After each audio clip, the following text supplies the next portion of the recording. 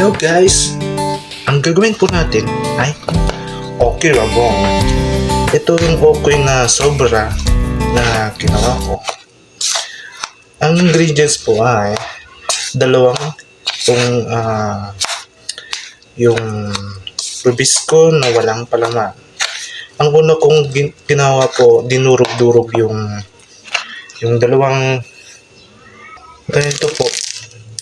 Yung inuna ko, dinurog ko muna itong ribisco cracker po. Pagkatapos po, nilagyan ko ng crispy fry. Ito po, ginamit ko po. Maanghang po to. At saka, hinalo-halo ko po ito.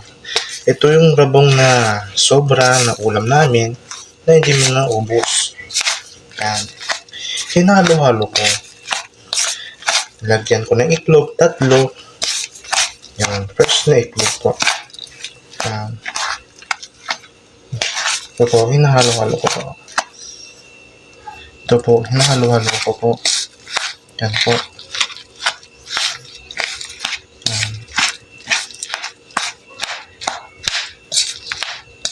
Para yung lasa kumapit dito. Yan po. Nilagyan ko po ng konting tubig para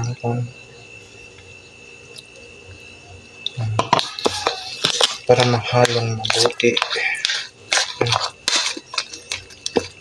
Parang yung ingredients na kumapit magkalasa. Yan po. Ito po.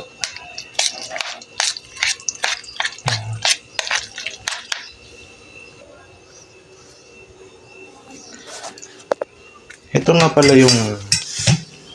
pala yung sobra na ulam namin po na rabong po. Ginawa ko pong okay yung rabong. Tsaka ito na po yung hinalo-halo ko yung rabong na sobra na ulam namin na hindi mo naubos. Yan po. Nahalo-halo ko na. Yan po. Nagpiprito na po ako. Nilagay ko na po yung okay rabong. Yan niyo po, kumukulo-kulo na yung mantika. Mainit po yan. Binabaliktad ko na po itong okay na rabong.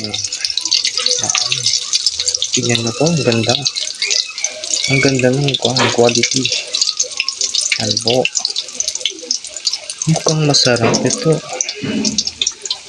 Yan. At saka ito na po.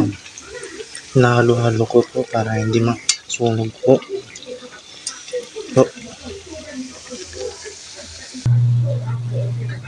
At ito na po yung una po.